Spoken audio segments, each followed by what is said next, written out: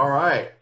How's everybody doing there? Thank you all for joining the World Affairs Council webinar with a very special guest today, Texas Secretary of State Ruth Hughs, who will be joining us, and we will introduce her in just a few minutes. We want to thank everyone on the Facebook world who is also tuning in, as this is being broadcasted on Facebook Live. So we've gotten a lot of feedback from the Facebook world that they enjoy this, so we are continuing that.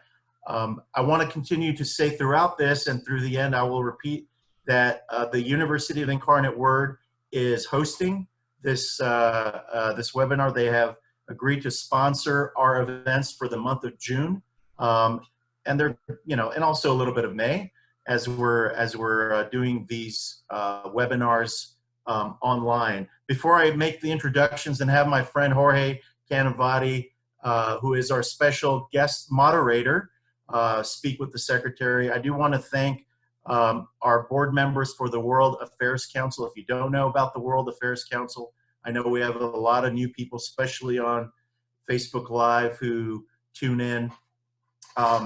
That the World Affairs Council does programming. We bring you the world to San Antonio, whether it's in person when pre-COVID-19 and post-COVID-19, and in between, we are doing it on social media and also via Zoom to continue our mission of educating the community about international affairs. I want to thank Dr. Evans, who's on our board of directors, for also tuning in, and his team at the University of Incarnate Word for their support. Colonel Bill Rasco, Elizabeth Lorenz, Peggy Pace, who's our incoming chair, Patricia Diaz-Dennis, who's our chair of the board, and we have several supporters from the World Affairs Council. I know the Clap Saddles are tuning in. I know the Young Professionals Group, represented by Wayne Smith, is also joining in. We also have a lot of entities that understandably have a significant interest in USMCA and issues that the Secretary will be talking about today, such as Alamo Colleges, the Mexican Consulate. Thank you for joining us. We really appreciate their partnership. Alamo Colleges, NAD Bank. I know our friends at IBC are tuning in. As well as AEM. There are promoting sponsors, so we really appreciate Javier and his team for providing support from AEM and the San Antonio Council of International Visitors, our sister agency, who is also tuning in. Also, friends from Mexico, some of Jorge's friends who are tuning in just to they can't get enough of him, so they want to tune in and make sure that he does a good job. And our friends at Jetro in Houston are also tuning in to listen, and we may have a program with them coming soon too, so keep an eye out for that. The biographies, I'm not going to dive into the biographies extensively. Magdalena is going to put the full bios in the chat room. Please use the Q&A. Those will be looked at by Jorge, and we'll be asking questions from that, but also from Facebook Live. So be sure to look at the bios, but also look at the questions. Of course, we thrive on our members. Please consider becoming a member of the World Affairs Council and make a donation to the World Affairs Council. Those links to donate and become a member are also in the chat room.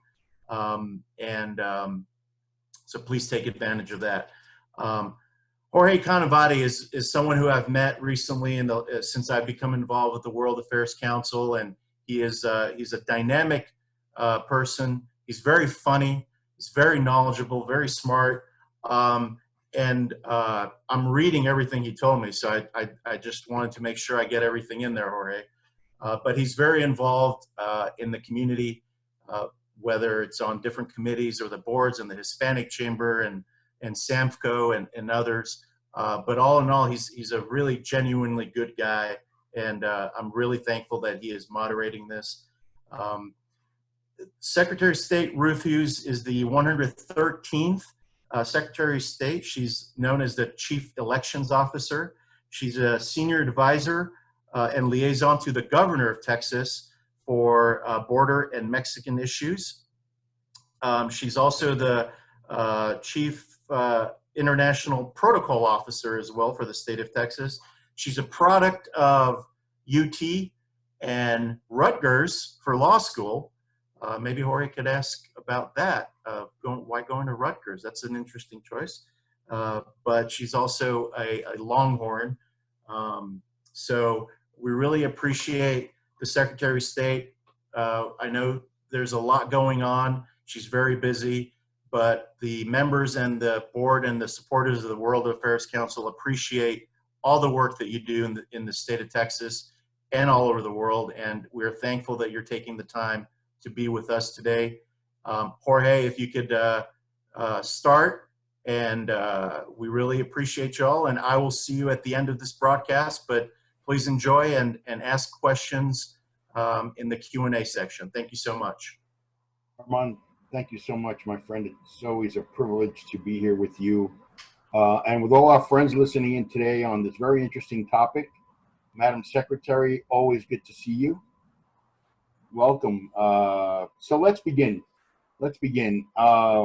We know, Madam Secretary, that Texas has led the United States in world trade for some time now. What can be done in a post-COVID-19 world to ensure that this continues to be the case? Well, good morning, Jorge and Armin. Thank you so much for having me here this morning on what's a rainy morning in Austin, but it looks like it may be clearing up. I'm very grateful to the World Affairs Council for San Antonio for hosting this, and Incarnate Word, Julie Weber and her team. So thank you all for having me. Muchas gracias y buen día a todos los que están escuchando y nuestros amigos de México también. To answer your question, Jorge, what can be done in post-COVID? I think it's important to remember that Texas, if it were its own country, continues to be what would be the 10th largest economy in the world. And we've been ranked for 18 consecutive years as the top exporter. And of course, we had $330 billion just last year in exports alone. And none of that is by coincidence or by accident. It's really because of our economic prowess as a state.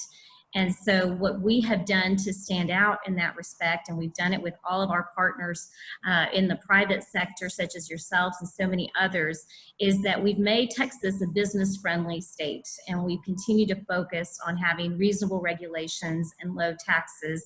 I can tell you that in the wake of this pandemic and in reaction to it, we're actually getting a lot of calls from companies that are seeing how Texas has responded to this pandemic and are recognizing that they might want to reconsider where they're located.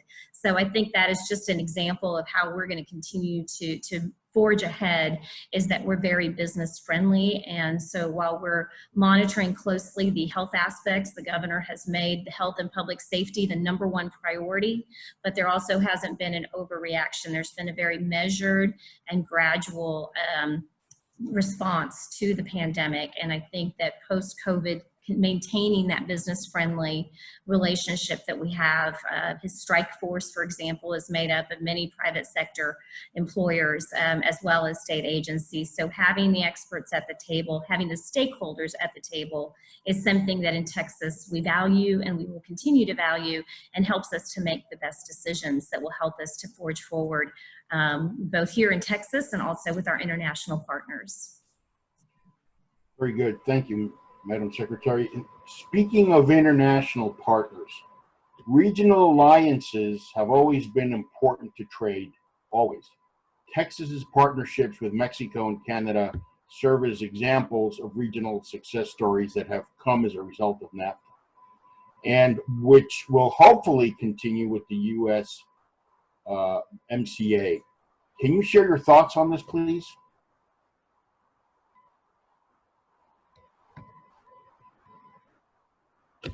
Yes, well, I keep joking the new greeting will be unmute yourself. So certainly Texas's success is a direct result of the wonderful relationship that we enjoy with Mexico and Canada. It is no secret that Mexico is by far the largest trading partner with Texas. In fact, we make up a third of all of the trade in the United States, specifically Texas and Mexico. And of course, Canada is second. So we have 1 million jobs here in Texas directly tied to this trade relationship. And we enjoy such a strong cultural and economic relationship that we want to make sure that we continue to foster. And we have many examples of how that has been beneficial on both sides of the border. There's one Mexican company, Inter-American Food Corporations, for example, that made a $50 million investments in La Moderna plant in Cleburne. And on the Canadian side, we have, just by way of example, a home builder, Pacesetter, who increased its investment in Texas and have their imprint in the construction industry. So we see a lot of that, and it's been a very mutually beneficial system of interdependence and direct trade, and really appreciate that relationship. And I think that we're seeing now more than ever that interdependence and that connectivity and how important it is. So by modernizing those elements related to trade and really focusing on that, the passage and the ratification of USMCA, we're going to continue to see an expansion of these opportunities. We know that USMCA is expected to be implemented on July 1st, and through that process, we're currently looking very closely at what that implementation is going to look like, and talking to our Mexican and Canadian partners. So, and Jorge, I know you have a lot of experience in all of this. I'd be curious to know from your perspective what you're hearing about the anticipated implementation of the USMCA. Thank you, Madam Secretary. I believe that we all look at it as an important tool for our future, precisely post-COVID. We're going to talk a little bit more about that in some questions ahead, but the alliance, the interdependence, as you said, this is not a partnership anymore. This is an integration of North America. This is the success for our state. This is a success for all of us.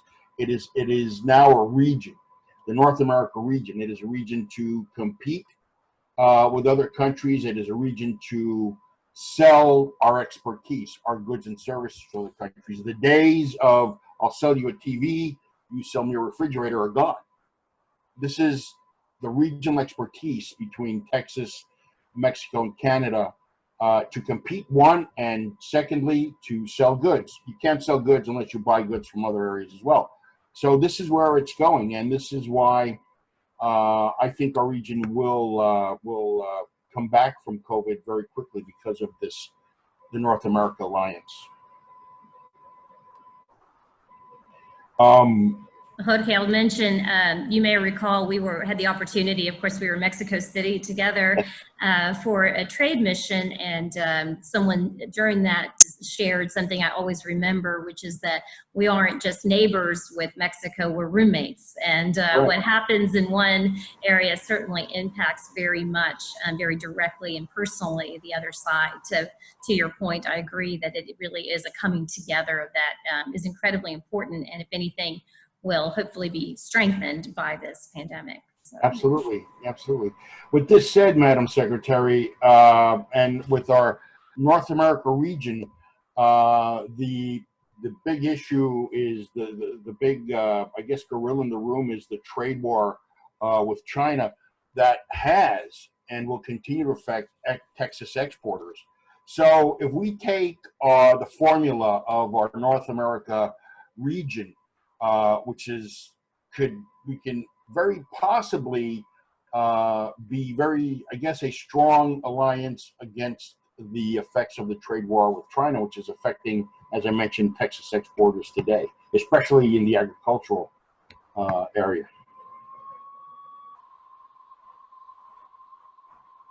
You're muted, madam. So with respect to China, broadly speaking, any trade war is going to have a very negative implication for both the regional and the global economies.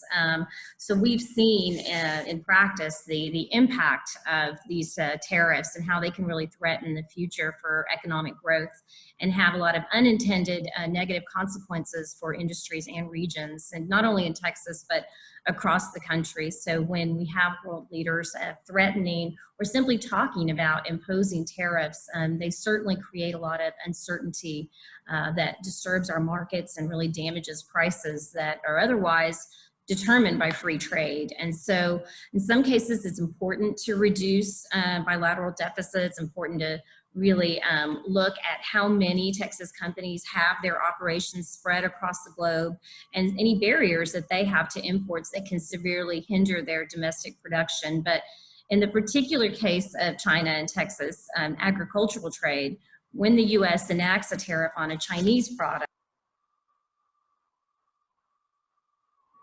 I can't hear the secretary anymore. Ooh.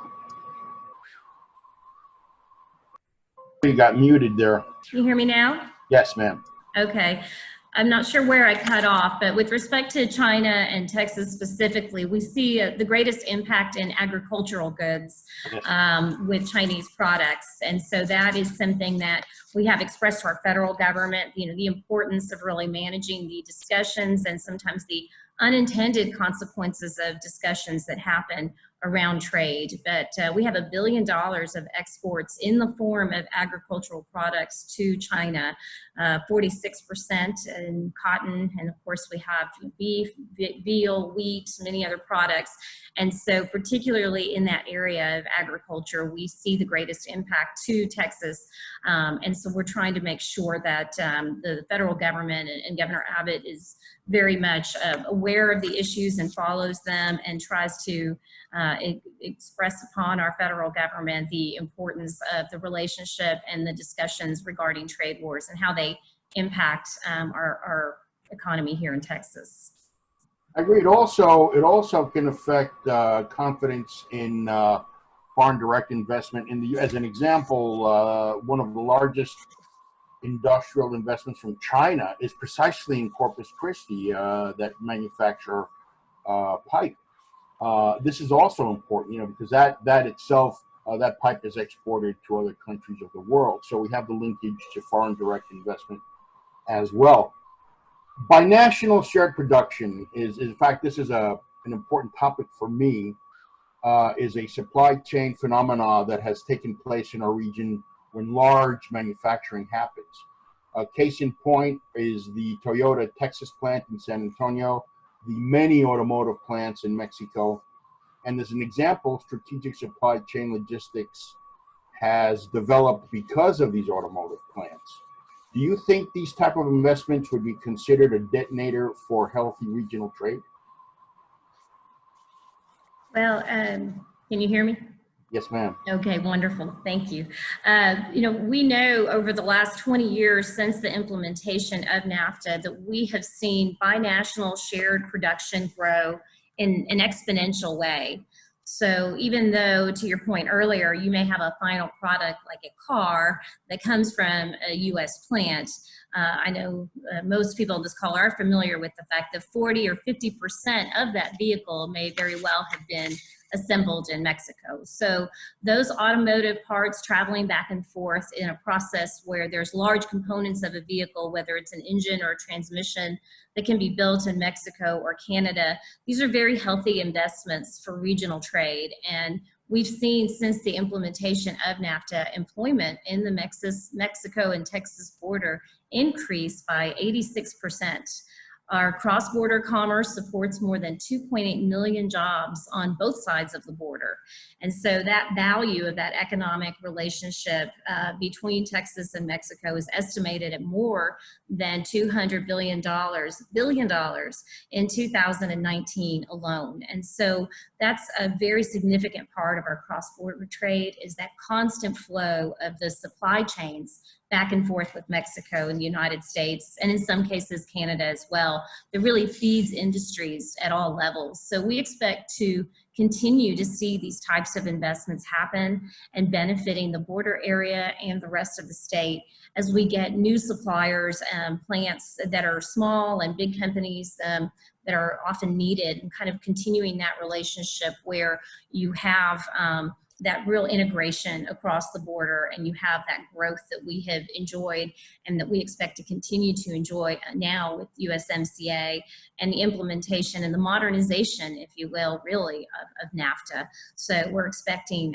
that growth to continue and the relationship to continue and to further blossom. It's really an opportunity, particularly with our supply chains. We've really seen the impact of when plants close, and so having a relationship with Mexico, having open communication, seeing that companies are starting to realize that, you know, they can't necessarily have all their eggs in one basket, and it's really an opportunity whether we can rise to this occasion and make sure that we are working together as closely as possible to continue to really be interdependent as we navigate these challenges that are being presented to us. I couldn't agree more. In fact, as an example, with the Toyota plant in San Antonio, a rail service was developed for Monterrey. The chassis for these trucks are all built in Monterrey and they're shipped up.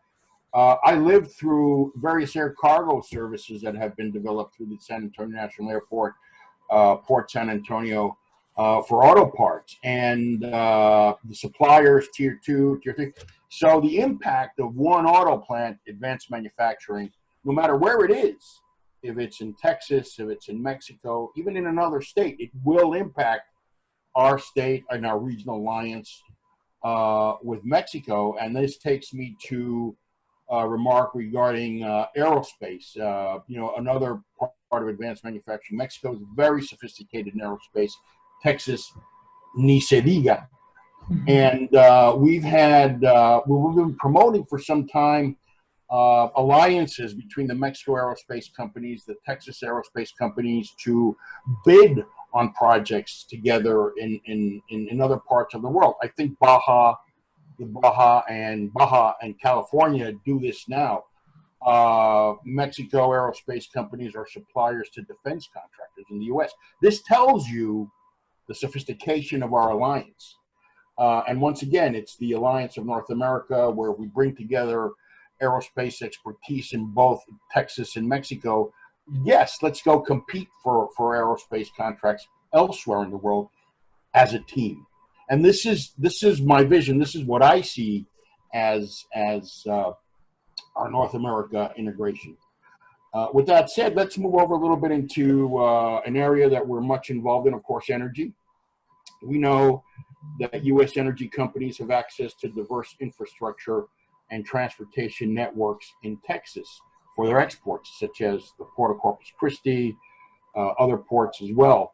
Their exports of refined fuel products such as pipelines, seaports, trucking, and rail.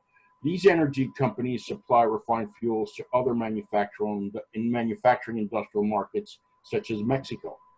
Texas energy companies are not only shipping refined fuels to Mexico, but they are also investing in distribution centers there.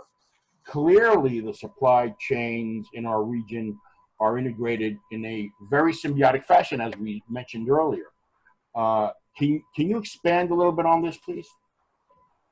Well, we have an excellent complementary relationship with Mexico in terms of energy collaboration.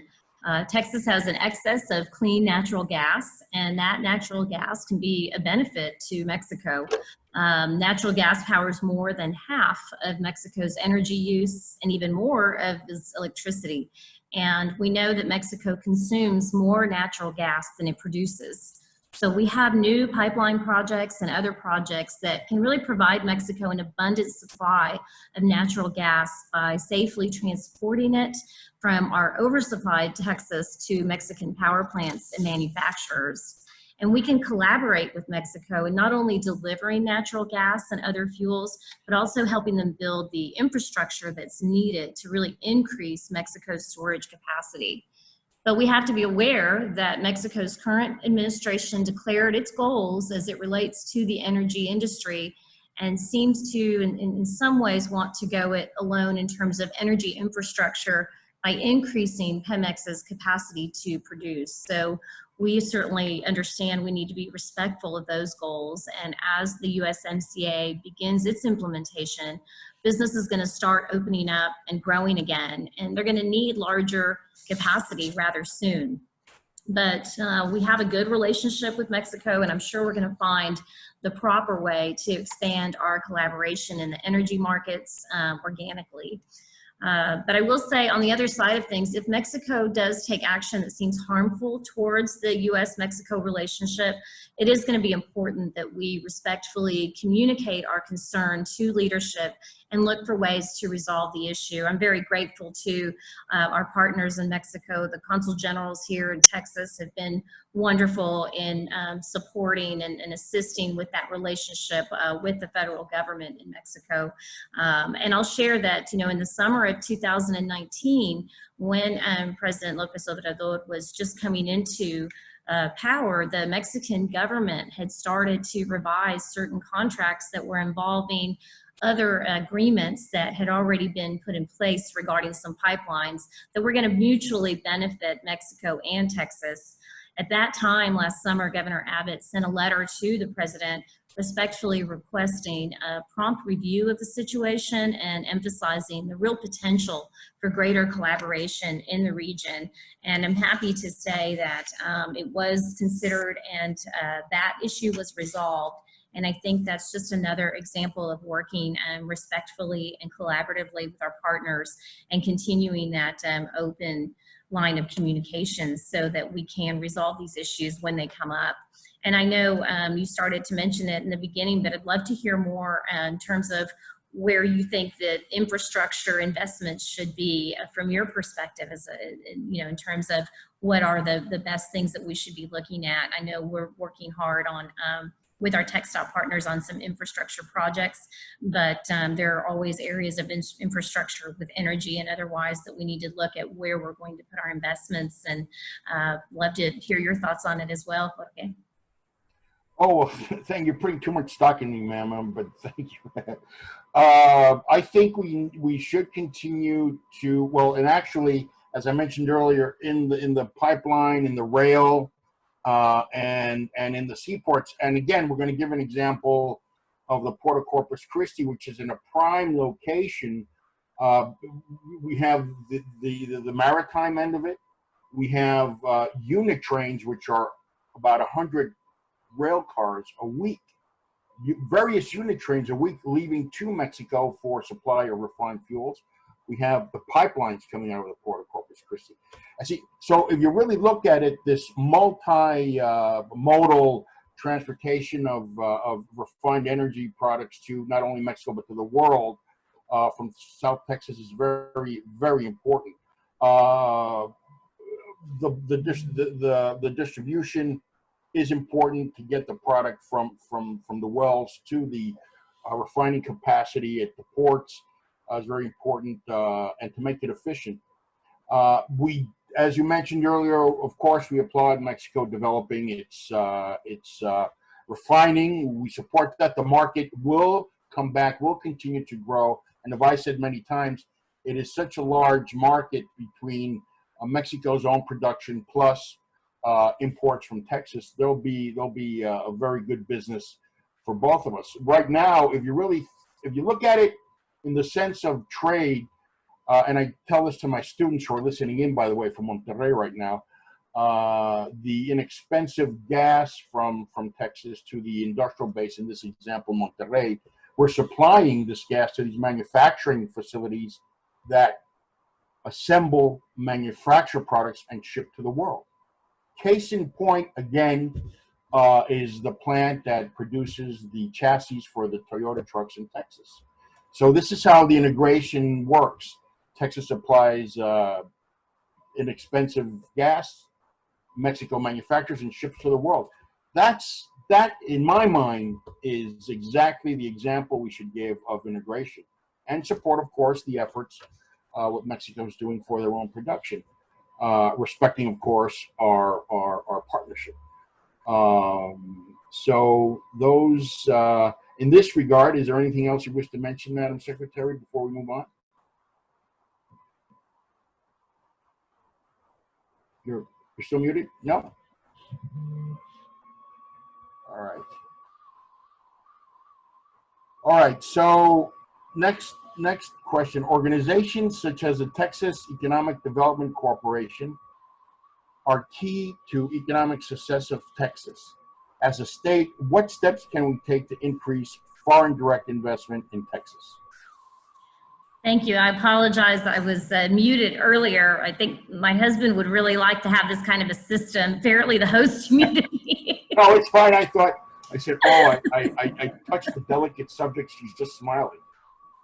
All right. Well, yes, so to your question about what can we do to increase foreign direct investment, again, I want to share, and I know you're aware of this, but in my role as secretary thus far, I've had the opportunity to travel to Mexico and to Japan, and in both instances, having these discussions with the stakeholders in these different countries has really highlighted the unique draw that Texas offers.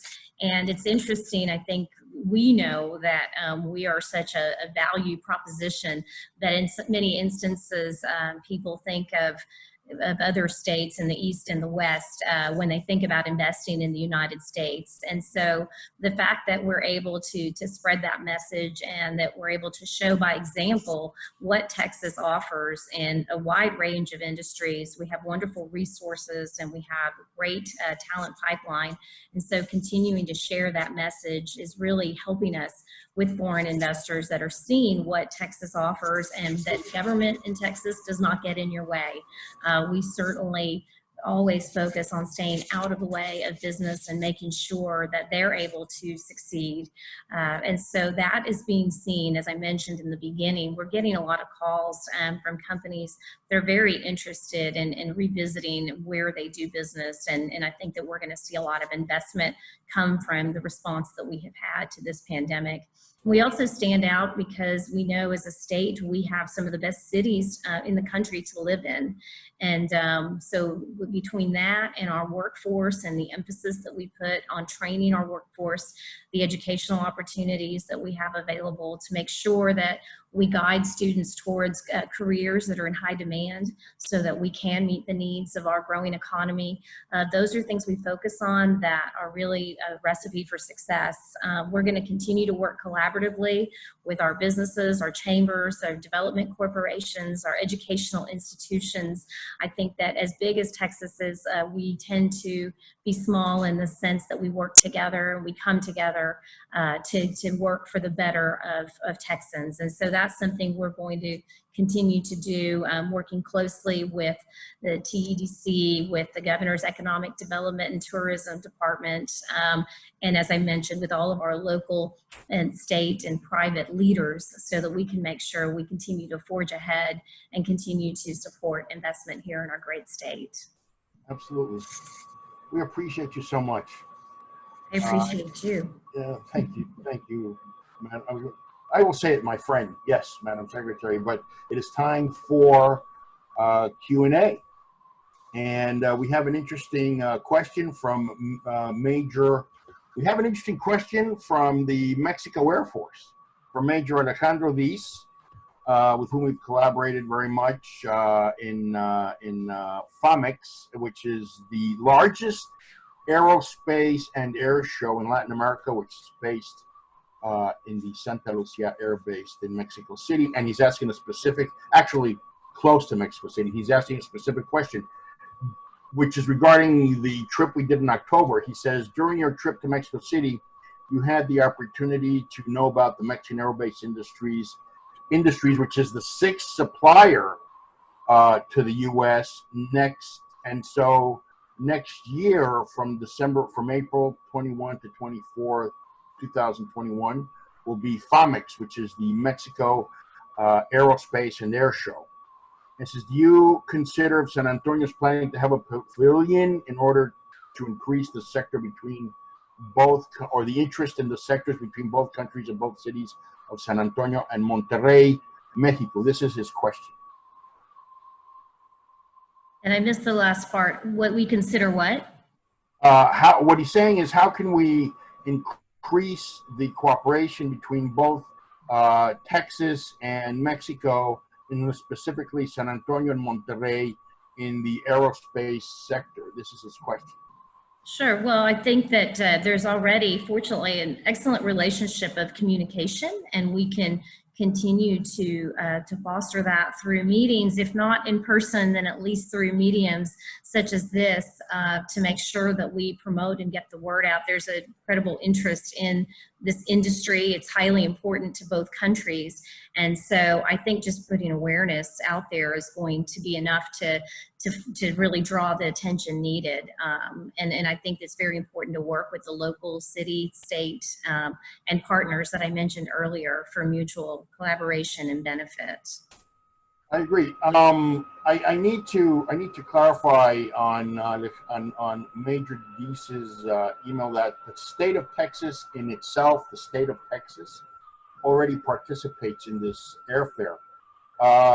And I've had many conversations with the mayor. We need more San Antonio participation. The state is involved. The state has its pavilion. But San Antonio, and I've been doing this for over 2 years now, still has a ways to go in being a part of this. And it's not only between San Antonio and Monterrey. You know, we're thinking distance, but it's San Antonio and the rest of the aerospace clusters in Mexico. This is what I mentioned earlier. This is very important, the binational collaboration to work and compete for contracts in other countries. So this is very good. We have 2 more questions here. We have, how does Texas look regarding the trade relation with Vietnam? Is Vietnam one of the destinations of Texas exporters? Any orientation to promote the bilateral trade?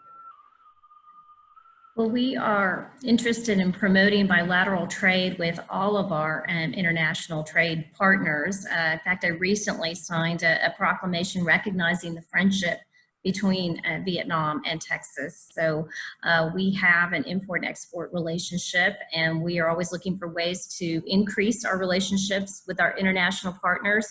I would highly suggest reaching out either to my office or to the Economic Development and Trade at the Governor's Office, because we are having ongoing discussions with investments in different countries, and are certainly open to any growth potentials. This is wonderful. In fact, because of our challenges with China today, we know that a lot of the industry is migrating to Vietnam, which may make things more efficient for us in trade. So that's important. We have another question. In terms of foreign direct investment, what is the suggestion for small-sized investors from Southeast Asia? Which area in Texas? Which industry should be looked at?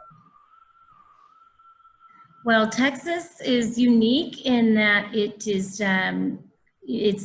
we have many things in common. We also have very distinct regions, and those regions have also tended to have distinct industries that they are known for. So if you are a small company and you're interested in cybersecurity, I would highly recommend that they investigate what is available in San Antonio. There's tech, of course. You're here in Austin, although Houston is trying to grow that.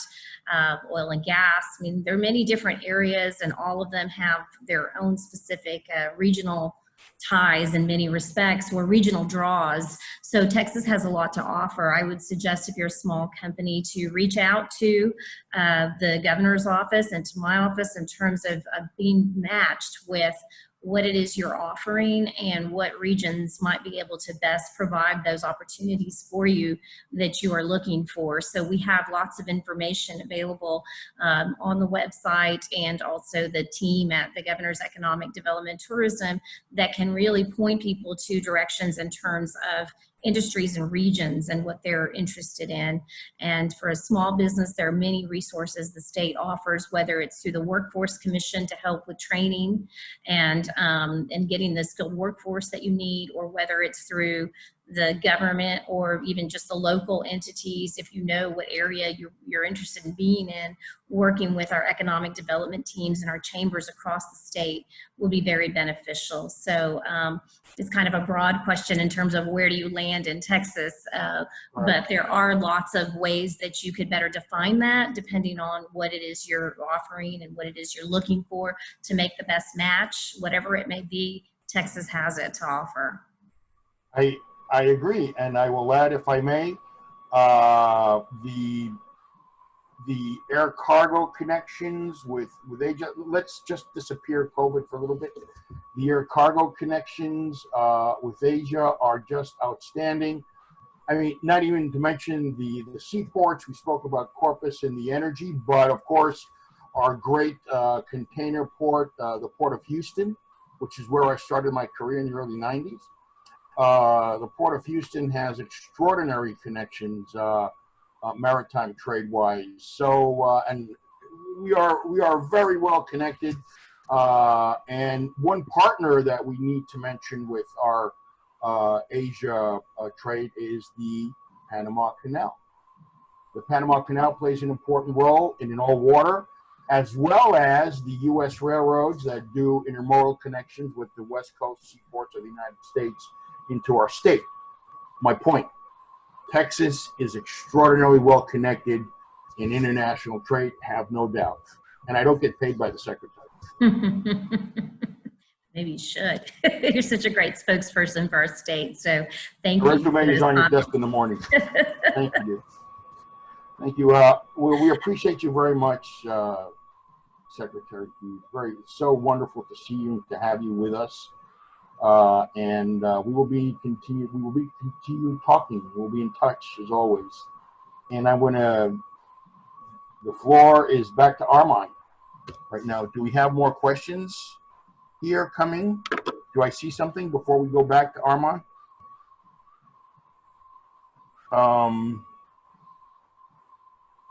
Give me a moment, please, Madam Chair. I'll be very quick about this. Yes, there is a question in the chat room. Yeah, here it is. I just got it. We have two questions, actually.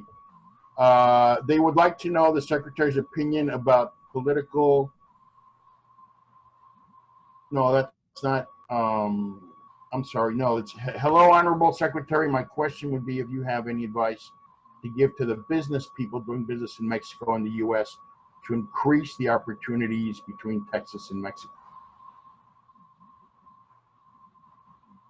You're muted again, man. I can't hear Ruth.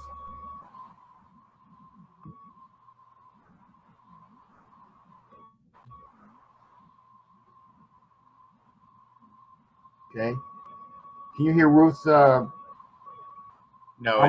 it's muted. I think for some reason her computer mutes at certain points. Yes. Well, no worries, Madam Secretary. Well, actually, if we really think about it, this is from Javier Lopez. I believe he is the president of Empresarios here, IEM. And his question is, again, if you have any advice to give to the business persons doing business in Mexico and the U.S. Actually, the presentation of the secretary was the advice today. She already spoke about what. Now we can hear you. Yeah, it goes to this when I try to do Alt-A space. It says the host would like to unmute you. Right, we're good. So coming back to Armand, before we get back to Armand, I'd like to give a shout out to the Universidad Autónoma de Nuevo León, specifically to the master's degree program in energy law. Its director, Pilar Rodriguez, who is listening in live. This is where I give an annual course that starts right now. The students are listening in energy logistics in the master's program. And as always, one of my premier topics in my course is Texas, and it's important to energy. Armand, the floor is yours. Thank you so much, Jorge. Secretary. Do you have something, Madam Secretary? I figured out unmuting. I'm not exactly sure why that's happening. I apologize, but just to the caller asking about doing business here, please reach out to us, and we are happy to work with you, to connect you, to be a resource, and to offer the resources of the state where we can help to guide you in the right direction. And I too want to thank Jorge for agreeing to moderate, and Armin for hosting this event, and thank you for making these opportunities available where we can share some of the things we're experiencing in the midst of these unprecedented times in this pandemic. So thank you. Thank you so much. And hopefully the unmute feature will happen when you have really difficult press conferences. I think that might, I know you joked about it earlier, but but Jorge, thank you so much for moderating this special discussion with the Texas Secretary of State, Ruth Hughs. I'm sure they could go to your website if people could follow up, Madam Secretary, for any questions or comments.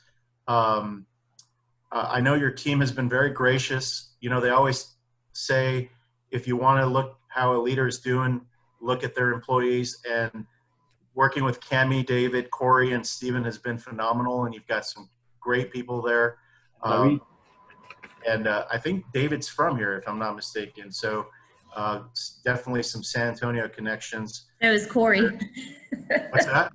I said, so is Corey, and I think Cami might have some history there as well.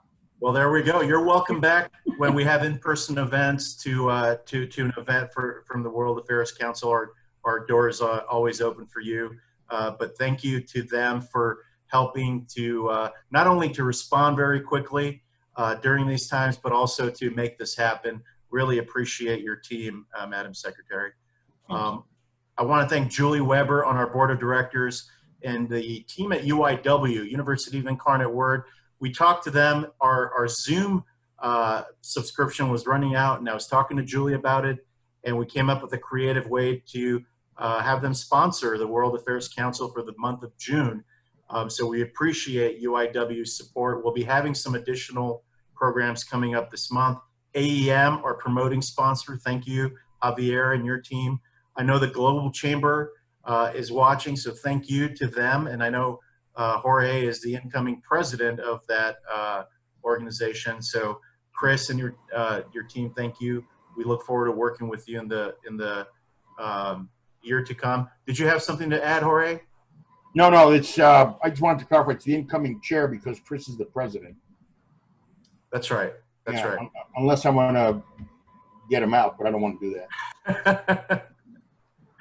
that. So thank you all. Again, our membership is where our bread and butter is. So please look at the link. Magdalena is adding that link to the chat room, as well as an opportunity to make a gift that is important for you in the chat room as well. We have some great programs coming up.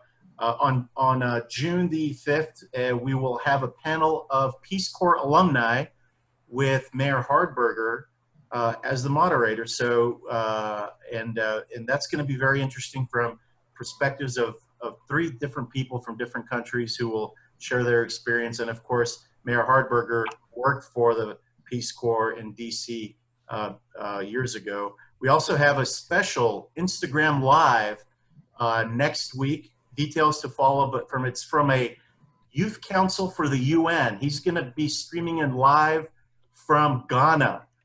So make sure you tune into that. We'll send out all this information on email, including the recording of this program, so you could not only hear the great discussion with the Madam Secretary, but you get to see Jorge, and why would you miss that opportunity? It's a nightmare. In fact, I'm gonna watch that one.